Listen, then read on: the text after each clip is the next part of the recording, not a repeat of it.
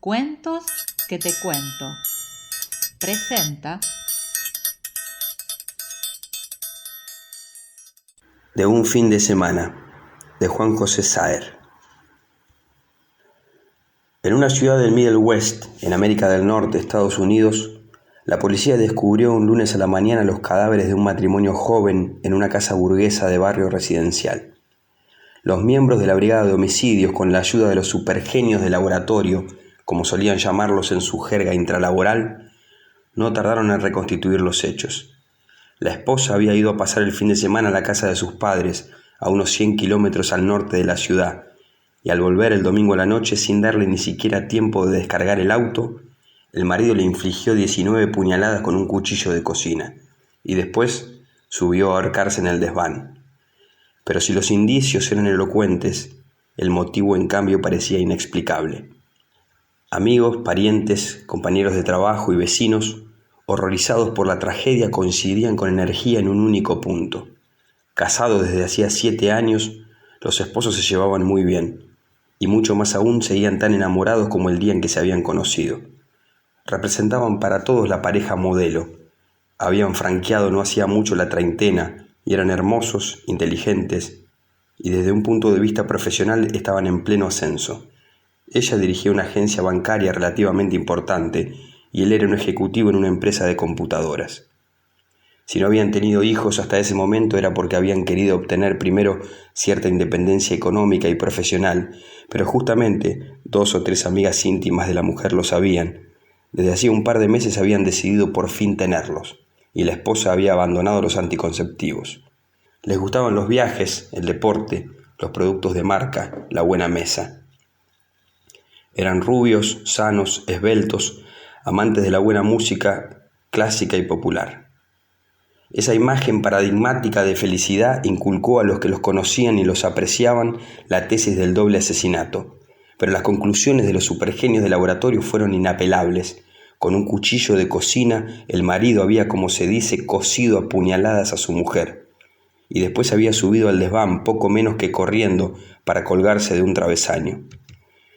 Pero aunque los hechos eran claros, seguían faltando, como mascullaba el inspector Quinn, que estaba a cargo de la pesquisa, las putas razones. Cuando el médico forense y los diferentes expertos en indicios materiales redactaron sus conclusiones, el inspector consultó a 3 psiquiatras que después de estudiar el caso en detalle sacaron por separado la misma conclusión, expresada en términos tan idénticos que Quinn llegó a preguntarse si los psiquiatras, de los que cada uno ignoraba que los otros 2 habían sido consultados, no se habían puesto de acuerdo a sus espaldas. Pero no había ocurrido nada de eso. Los 3 dictaminaron un caso de demencia repentina, motivada según ellos por el hecho de que al encontrarse solo durante un fin de semana, el marido, habituado al apoyo emocional de su mujer, había perdido de golpe el sentido de la realidad, y con él las referencias identificatorias, sociales, afectivas, morales, etc. Ese fenómeno psíquico era, según los psiquiatras, más frecuente de lo que la gente se imaginaba. El hombre no había matado a su mujer ni se había ahorcado a sí mismo, simplemente porque las nociones de matar, mujer, sí mismo, habían sido barridas de sus representaciones, dejando al desaparecer del lugar que ocupaban una especie de agujero blanco y árido, igual que un pozo de cal viva. Una coincidencia tan asombrosa en los 3 informes convenció de inmediato al inspector de que las putas razones eran justamente que no las había, de modo que un mes más tarde el caso estaba archivado. Ahora que policías, psiquiatras y hasta amigos y parientes se han olvidado del asunto, se podría tal vez tratar de explicar cómo ocurrieron los hechos. En realidad, varias coincidencias asombrosas originaron el drama. Cuando la esposa se fue el viernes a la noche, el marido se quedó tranquilamente en su casa esperando que su mujer lo llamara para asegurarlo de que había llegado sin problemas a lo de sus padres. Porque los viernes a la noche hay demasiados autos en la ruta y los accidentes son, por desgracia, demasiado frecuentes. El marido se sirvió un bourbon, tomaba con moderación, y se instaló frente al televisor a mirar la retransmisión de un partido de béisbol. Cuando la mujer lo llamó, se fue a la cama y, recogiendo de sobre la mesa de luz un libro voluminoso que arrastraba desde hacía meses y que eran las memorias de un expresidente, de las que no sabía bien si le interesaban o lo aburrían, leyó un rato hasta que se durmió. Tuvo un sueño confuso y atravesado de sobresaltos sensuales, del que se olvidó por completo al despertarse a la mañana siguiente. Antes del desayuno corrió 1 hora y trabajó un poco, tomando algunas notas para la reunión de los lunes por la mañana con los otros ejecutivos de la empresa. A la hora del almuerzo llamó a la casa de los suegros para hablar con su mujer, de modo que los suegros confirmaron a la policía que hasta ese momento todo parecía normal. Para la policía el misterio empezaba a partir del sábado a la tarde y fue imposible reconstituir las actividades del marido desde el mediodía del sábado hasta el momento del crimen, el domingo por la noche.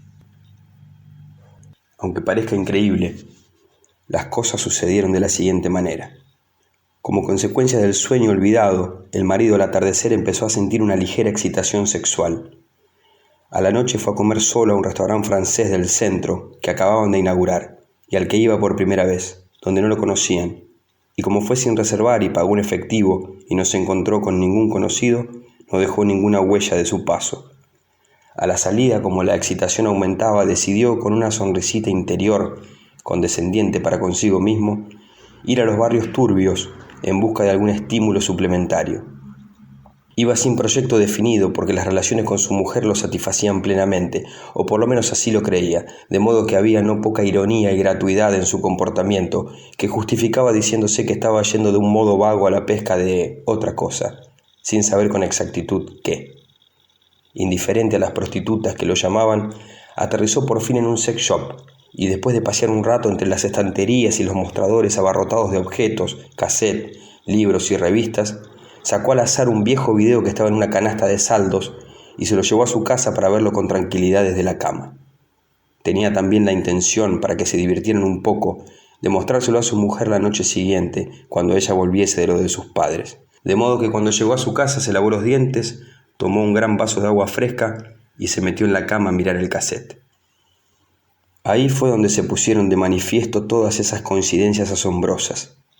Unos meses antes de conocerlo, su mujer había pasado una temporada en Los Ángeles, buscando un trabajo para terminar de pagar sus estudios sin mucho resultado. Cuando las cosas se volvieron demasiado difíciles, una amiga la convenció de trabajar como call girl, con clientes de mucho dinero que buscaban acompañantes hermosas, jóvenes, y con las que ellos consideraban que era cierta cultura pasar fines de semana en hoteles de lujo en Las Vegas, Nueva York o incluso México City. Uno de sus clientes, que era productor de películas pornográficas, le propuso actuar en una, asegurándole que sus películas eran para distribución exclusiva en Extremo Oriente y prometiéndole que jamás sería exhibida en Estados Unidos. Como le proponían una suma importante, la muchacha aceptó y el productor cumplió su promesa. Pero unos años más tarde, un negociante tailandés que compraba por kilo los saldos de los negocios en quiebra, exportó una partida a los Estados Unidos. Entre los 6.000 cassettes que mandó, había un solo ejemplar que alguien había puesto en un cajón equivocado del film en el que intervenía la muchacha, y ese ejemplar fue el que, pescándolo a ciegas del canasto, compró el marido la noche del sábado. Hay que aclarar que después de actuar en ese único film, la mujer se retiró de su oficio de call girl y al mismo tiempo que terminaba sus estudios, consiguió un empleo en un banco. Echado en la cama con su vaso de agua fresca en una mano, el comando a distancia en la otra y una sonrisa irónica en los labios, alrededor de la medianoche el hombre empezó a mirar el film.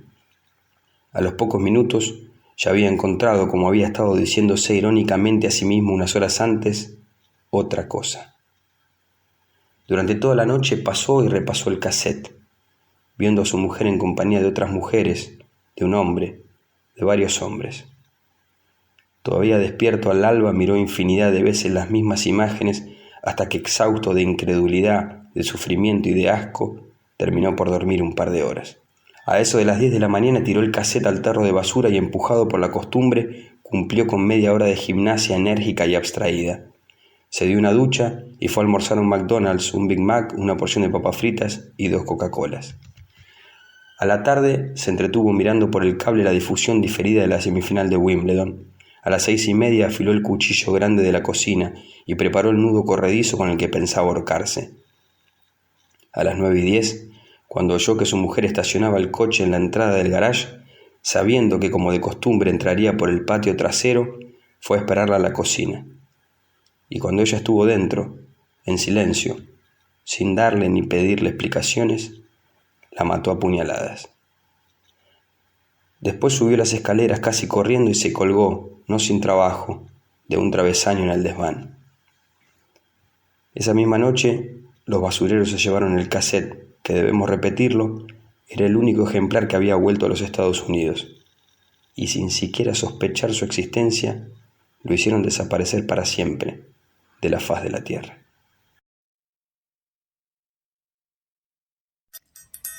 Y colorín colorado, este cuento que te cuento ha terminado.